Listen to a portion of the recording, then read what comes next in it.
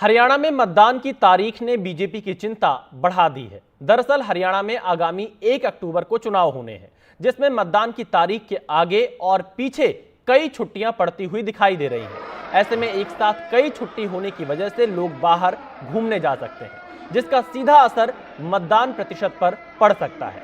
ऐसे में बीजेपी अध्यक्ष मोहन लाल बड़ौली ने चुनाव आयोग और हरियाणा के मुख्य चुनाव अधिकारी को पत्र लिख मतदान की तारीख को आगे बढ़ाने की मांग की है।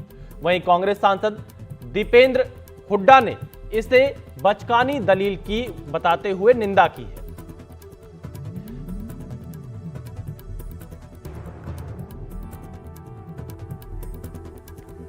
तो देखिए यहां पर क्या हरियाणा के चुनाव की तारीख बदलेगी, क्योंकि 1 अक्टूबर को हरियाणा में मतदान होना है। 1 अक्टूबर से पहले की अगर हम छुट्टियां देखें, उसके बाद 2 अक्टूबर और 3 अक्टूबर को भी छुट्टी है। ऐसी स्थिति में लोग छुट्टियों पर घूमने निकल सकते हैं और मतदान प्रतिशत पर इसका असर पड़ सकता है। इसी चिंता को लेते हुए हरियाणा बीजेपी के जो अध्यक्ष हैं, उन्होंने मुख्य निर्वाचन अधिकारी को पत्र लिखा है, चुनाव आयोग को भी पत्र भेजा है और मतदान की तारीख को आगे बढ़ाने की मांग की है, ताकि छुट्टियों का असर मतदान प्रतिशत पर ना पड़े।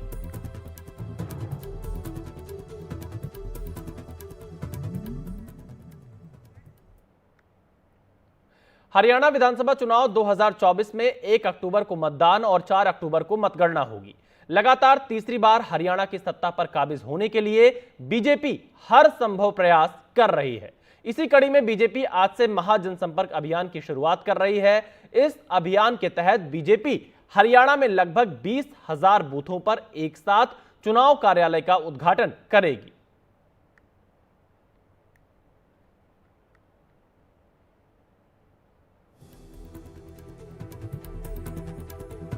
देखिए हरियाणा में बीजेपी अब पूरी ताकत के साथ जुट गई, क्योंकि चुनाव में काफी कम वक्त बचा है। 20,000 बूथों पर एक साथ चुनाव के कार्यालय का उद्घाटन करने जा रही है बीजेपी, ताकि ज्यादा से ज्यादा जनसंपर्क किया जा सके।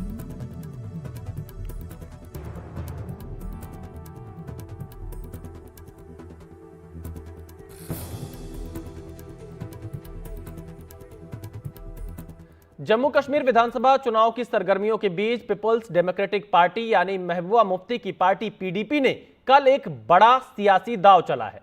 पीडीपी के अध्यक्ष महबूबा मुफ्ती ने कल यह कहकर सनसनी फैला दी है कि अगर नेशनल कॉन्फ्रेंस और कांग्रेस उनके एजेंडे और घोषणा पत्र को स्वीकार कर लेती है तो उनकी पार्टी बिना किसी सीट पर लड़े उन्हें पूरा समर्थन दे देगी। महबूबा मुफ्ती ने पार्टी के घोषणा पत्र जारी करने के दौरान कहा कि सीटों के लिए लड़ना पीडीपी का लक्ष्य नहीं है, उनका मुख्य उद्देश्य कश्मीर मुद्दे का समाधान करना है।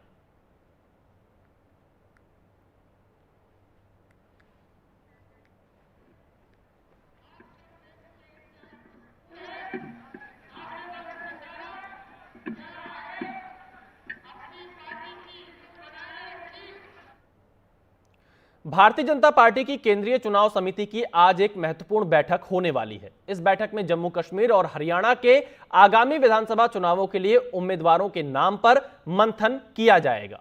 इस बैठक में बीजेपी के वरिष्ठ नेताओं और शीर्ष नेतृत्व की मौजूदगी भी रहने वाली है, जहां दोनों राज्यों के उम्मीदवारों की अंतिम सूची को अंतिम रूप देने का काम किया जाने वाला है। हरियाणा में बीजेपी लगातार तीसरी बार सत्ता पाने का प्रयास कर रही है। वहीं जम्मू कश्मीर में धारा 370 हटने के बाद पहली बार विधानसभा के चुनाव होने जा रहे हैं। हरियाणा और जम्मू कश्मीर दोनों ही राज्यों में 90-90 सीटों के लिए मतदान होगा। हरियाणा में एक चरण में वोटिंग होगी, 1 अक्टूबर को मतदान है, जबकि जम्मू कश्मीर में 3 चरणों में मतदान होना है। जम्मू कश्मीर में 18 सितंबर, 25 सितंबर और 1 अक्टूबर को वोटिंग होगी और हरियाणा व जम्मू कश्मीर दोनों ही राज्यों के नतीजे 4 अक्टूबर को आएंगे।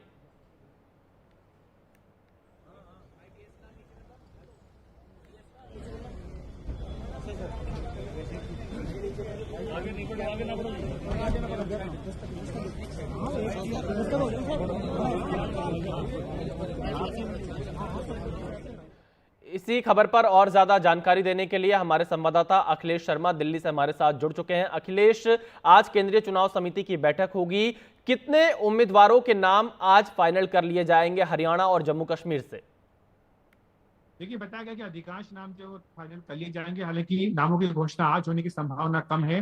माना जा रहा है कि कल या परसों में घोषणा हो सकती है, लेकिन इससे पहले हरियाणा और जम्मू कश्मीर दोनों ही राज्यों के लिए बीजेपी के उम्मीदवारों के नामों को अंतिम रूप देने के लिए लंबी कवायद चली है। गुरुग्राम में गुरुवार को बीजेपी के कोर ग्रुप की हरियाणा की बैठक हुई थी। इसके बाद कल भी जो बीजेपी के प्रभारी हैं धर्मेंद्र प्रधान, उनसे मुलाकात हुई थी राज्य बीजेपी के वरिष्ठ नेताओं की। और इसके बाद तमाम सीटों पर नामों की चर्चा हुई है। बताया गया कि चार चार नामों का पैनल तैयार किया गया, जो कि केंद्रीय चुनाव समिति की बैठक में रखा जाएगा। इसी तरह जम्मू कश्मीर की अगर बात करें तो वहां पर भी बीजेपी कोर ग्रुप की बैठक बीजेपी अध्यक्ष जेपी नड्डा के घर पर हो चुकी है। राम माधव जो कि जम्मू के कश्मीर के प्रभारी बनाए गए, उनकी मुलाकात गृहमंत्री अमित शाह से अलग से हुई थी। राज्य बीजेपी के तमाम नेता यहाँ पर दिल्ली आए हुए थे और उनकी मुलाकात भी इस बैठक में हुई थी तमाम बड़े नेताओं के। बताया कि हर सीट को लेकर के चर्चा हुई है। हरियाणा में बताया कि जहां पर बीजेपी पिछले 10 साल से सत्ता में है, वहां पर कई मौजूदा विधायकों का टिकट काटा जा सकता है। इसके साथ ही कई बीजेपी के नेता है, वरिष्ठ नेता, जो अपने रिश्तेदारों के लिए टिकट चाहते हैं, उनके बारे में भी पार्टी को फैसला करना होगा कि उन्हें टिकट देना है या नहीं देना है। इसी तरह जम्मू कश्मीर की अगर बात करें तो वहां पर जम्मू में खासतौर से बीजेपी की उम्मीदें हैं, क्योंकि इस बार 43 सीटें हैं वहां पर हैं और 34 सीटें हिंदू बहुल सीटें। तो बीजेपी को लगता है कि इनमें अधिकतम सीटें जीतने का चांस है, तो वहां पर भी बीजेपी को उम्मीदवारों के नामों का चयन सावधानी पूर्वक करना है। साथ ही अगर कश्मीर घाटी की बात करें तो वहां पर बीजेपी खुद कितने उम्मीदवार खड़े करती है भी देखने की बात होगी, क्योंकि लोकसभा चुनाव में बीजेपी ने कोई भी उम्मीदवार खड़ा नहीं किया था। माना जा रहा है कि छोटी पार्टियों के और निर्दलीयों के साथ बीजेपी वहां पर तालमेल कर सकती है। तो मोटे तौर पर ये केंद्रीय चुनाव समिति की जो बैठक है काफी महत्वपूर्ण इस लिहाज से है कि इसके बाद एक दिशा मिलेगी कि पार्टी किस क्या सोच रही है और कौन कौन नामों पर मोहर लगाई जाती है। बिल्कुल अखिलेश, क्योंकि हरियाणा के अगर हम लोकसभा चुनाव के नतीजे देखें और हरियाणा राज्य में जो चुनाव होने वाला है, ये बीजेपी के लिए एक तरह से प्रतिष्ठा का चुनाव भी बनता जा रहा है जो लोकसभा चुनाव के नतीजे आए हैं। तो क्या आपको लगता है कि किन खास बातों का ध्यान यहां पर बीजेपी खासतौर पर उम्मीदवारों के चयन में रखेगी, क्योंकि सत्ता में वापसी इस वक्त बीजेपी की सबसे बड़ी प्रायोरिटी हरियाणा में दिखाई दे रही है? बिल्कुल, और 10 साल बाद सत्ता में वापसी करना बहुत चुनौतीपूर्ण होता है। बीजेपी भी इस बात को जानती है। और जो लोकसभा चुनाव हाल में हुए, बीजेपी को 5 सीटों का नुकसान यहाँ पर हुआ था और कांग्रेस का उभार यहाँ पर सीधे तौर पर दिखाई दे रहा है। तो बीजेपी की कोशिश यह रहेगी कि हर सीट को देखा जाए कि जहां पर जीतने की संभावना हो उसी उम्मीदवार को टिकट दिया जाए, ना कि सिफारिश पर या किसी अन्य आधार पर दिया जाए। बीजेपी ने सभी 90 सीटों पर अपना सर्वे भी कराया, अलग अलग सर्वे हैं। उनमें जिन उम्मीदवारों के बारे में पॉजिटिव राय आए कि उनको टिकट मिलने की संभावना है। लेकिन चुनौती ये भी रहेगी, जो मैंने कहा कि अब तो जो मौजूदा विधायक है उनके खिलाफ अगर सत्ता विरोधी लहर है, अगर नाराजगी, तो उसका किस तरह से मुकाबला किया जाए। इसीलिए पार्टी बड़े संख्या विधायकों के और यहाँ तक कि मंत्रियों के टिकट भी काट सकती है। इसी के साथ जो रिश्तेदारों को टिकट देने की बात हो रही है, उससे बीजेपी किस दबाव से निकलेगी, ये भी एक चुनौती पार्टी के सामने रही। बिल्कुल अखिलेश, आप हमारे साथ बने रहिएगा। आप अहम जानकारी दे रहे हैं कि कुछ टिकट बीजेपी हरियाणा में काट सकती है और कई सर्वे यहां पर बीजेपी की तरफ से कराए गए। नजीर मसूदी हमारे साथ यहां जम्मू कश्मीर से जुड़ रहे हैं। नजीर, जम्मू कश्मीर को लेकर बीजेपी की रणनीति क्या है? खासतौर पर जम्मू क्षेत्र में तो बीजेपी पूरी तैयारी के साथ चुनाव लड़ने में जुटी होगी, पर कश्मीर में बीजेपी क्या करेगी? क्या रणनीति आपको दिखाई दे रही है? दरअसल बीजेपी के लिए चुनौतियां कहीं ज्यादा हैं जो उसने जब 2014 में या 19 में इलेक्शन लड़ा था, क्योंकि 10 साल बाद ये इलेक्शन हो रहे हैं। इसमें राज्य का दर्जा गया तो उसकी जो वो पिंच हर एक ने देखा कि कई साल तक यहाँ लोकतंत्र नहीं रहा, लोगों के काम नहीं है, उनकी सुनवाई नहीं हुई। उसका खमियाजा बीजेपी को जो हमने देखा खासतौर पे जम्मू में एक बड़ा चैलेंज है उनके लिए। और इसीलिए अगर पार्लियामेंट में इलेक्शन में देखें, 2 पार्लियामेंट सीटें जीती, लेकिन जो वोट शेयर था 19 और 24 का बिल्कुल फर्क है, आसमान और जमीन का। लेकिन जाहिर सी बात है, असेंबली इलेक्शन के मुद्दे मुख्तलिफ होते हैं, लोगों की उम्मीदें मुख्तलिफ होते हैं, उनके इश्यूज मुख्तलिफ होते हैं। बीजेपी की बिल्कुल तैयारियां हैं, लेकिन अब उसको चैलेंज भी है, जैसे कांग्रेस का है। और अभी तक नेशनल कॉन्फ्रेंस कांग्रेस का जो अलायंस है उसको बनाने की कोशिश हो रही है, बन नहीं रहा है सीट शेयरिंग के मामले में। तो वो एक मसला है कांग्रेस और नेशनल कॉन्फ्रेंस के दरमियान, क्योंकि नेशनल कॉन्फ्रेंस ने साफ कहा है कि वो कुछ सीटों से अलावा ज्यादा कश्मीर घाटी में कांग्रेस को नहीं देगी और जम्मू में ज्यादातर सीटें कांग्रेस को ही मिल जाएंगी। लेकिन जहां तक बीजेपी का ताल्लुक है, अभी उन्होंने जो उम्मीदवारों का, कैंडिडेट्स का लिस्ट जारी नहीं किया, उससे हमें यह अंदाजा होता कि क्या वही पुराने चेहरे सामने आ जाएंगे या नए चेहरे आ जाएंगे। कहा जाता है कहीं नए चेहरे, कहीं इनमें युवा जो शामिल हैं उनको लाया गया। हाल ही में एक पुलिस अफसर ने रिजाइन किया पुलिस फोर्स से, एसएसपी रैंक के, उन्होंने बीजेपी ज्वाइन की, तो उससे मैंडेट देने की बात हो रही है। कश्मीर घाटी में धारा 370 खत्म होने के बाद बीजेपी ने कहीं नए घोड़े दौड़ाए, लेकिन घाटी की हवाएं उनको रास नहीं थी, या घाटी की हवाओं के लिए वो रास नहीं थे, इसलिए वो चले नहीं सियासत के इस अखाड़े में। उन्होंने उनका कोई असर नहीं रहा। इसलिए चैलेंज बीजेपी के लिए ये भी है कि अगर वो सीटें भी ले, किससे फिर यहाँ अलायंस करें।